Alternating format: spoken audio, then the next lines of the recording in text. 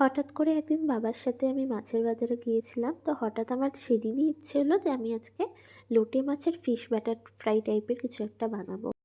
আমি একদমই পাকা রাঁধুনি নই। তো ১ম এই তো এই লোটে মাছের মাঝখানের যে কাঁটাটা সেটা ছাড়াতে গিয়ে আমার নাজেহাল অবস্থা হয়ে গিয়েছিল।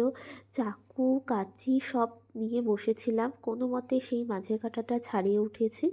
তারপরে যে মাছটা আছে সেটাকে আমি আ পেঁয়াজ, রসুন, আদার পেস্ট, দেন হচ্ছে লবণ, লেবু, হলুদ আর কাসুন্দি দিয়ে ভালো করে ম্যারিনেট করে কিছুক্ষণের জন্য রেখে দিয়েছিলাম। তারপরে ব্যাটার তৈরি করে নিয়েছিলাম লোটে মাছটা ভাজার জন্যে।